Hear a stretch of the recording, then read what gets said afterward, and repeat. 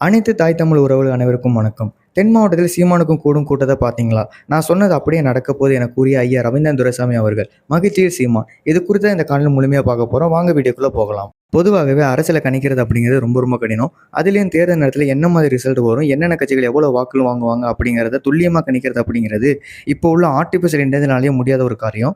அந்த அளவுக்கு மக்களின் எண்ண ஓட்டம் அப்படிங்கிறது நாளுக்கு நாள் மாறிட்டே இருக்கும். மக்களுடைய வாக்களிக்கும் பேட்டர்னும் அப்படிங்கிறது ஆண்டுக்காண்டு சேஞ்ச் ஆகிட்டே தான் இருக்கும். ஸோ இப்படிப்பட்ட சூழலில் கடந்த 50 ஆண்டுகளுக்கு மேலாக தமிழ்நாட்டு அரசியலை மிக துல்லியமாக கணித்து வரக்கூடிய ஐயா ரவீந்திரன் துரைசாமி அவர்கள் வரக்கூடிய சட்டமன்ற தேர்தலில் நாம் தமிழர் கட்சி 17 முதல் 20% வாக்குகள் உறுதியாக தோணும் அப்படிங்கிறத தொடர்ந்து சொல்லிட்டு வராரு.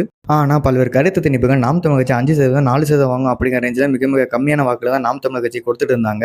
இந்த சூழலில் இந்த கருத்து திணிப்பாளர்கள் சொல்கிற மாதிரி நடந்துருமோ அப்படிங்கிற ரேஞ்சில் தான் தொடக்கத்தில் சீமானவர்கள் தன்னுடைய பரப்புரையை தொடங்கும் பொழுது கலை இருந்துச்சு.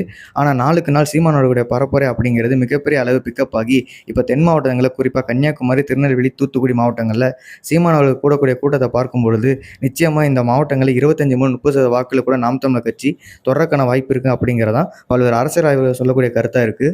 ஸோ நம்ம ஏற்கனவே சொல்லியிருந்தோம், டெல்டாவுக்கு தெற்கு அதாவது திருச்சி, தஞ்சாவூர், மதுரை, சிவகங்கை, ராமநாதபுரம், விருதுநகர், தேனி, திண்டுக்கல், திருநெல்வேலி, தூத்துக்குடி, கன்னியாகுமரி, தென்காசி போன்ற மாவட்டங்களில் நாம் தமிழர் கட்சி நிச்சயமாக மிகப்பெரிய ஒரு லீடு எடுப்பாங்க அப்படிங்கிறது ஏற்கனவே சொல்லியிருந்தோம். அதை இப்போ கண்கூட காட்டுற மாதிரி தான் இங்கே கூடக்கூடிய கூட்டங்கள் நமக்கு அபாரமான ஒரு வளர்ச்சியை நாம் தமிழர் கட்சியை காட்டிகிட்டு இருக்குது. சீமான் அவர்கள் இன்றைய தினம் தூத்துக்குடியில் மிகப்பெரிய மக்கள் வெள்ளத்தில் நீந்தி வந்தார்னு சொல்லலாம். அந்த அளவுக்கு மக்கள் திரள் அப்படிங்கிறது சீமான் அணைத்து கொண்டது. ஸோ இவை அனைத்தையுமே கூட்டி கழித்து பார்க்கும்போது ஐயா ரவீந்திர துரைசாமி அவர்கள் சொன்ன மாதிரியே நாம் தமிழர் கட்சி 17% வாக்குகளை பெற்றுரும் அப்படிங்கிறது கண்கூடா காட்டுது.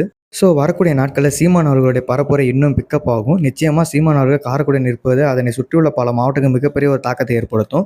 ஸோ இது அனைத்தையுமே பார்க்கும்பொழுது தென் மாவட்டங்கள் திமுக சரியாக நிகரான ஒரு போட்டியை நாம் தமிழர் கட்சி தான் கொடுக்கும் அப்படிங்கிறது அப்பட்டமாக தெரியுது.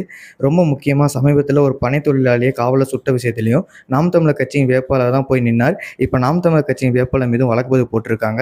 ஸோ இவை அனைத்தையுமே தென் மாவட்டங்களில் ஒரு மிகப்பெரிய சீமான் ஆதரவு நிலைப்பாட கொண்டு வந்துட்டு இருக்குன்னு சொல்லலாம்.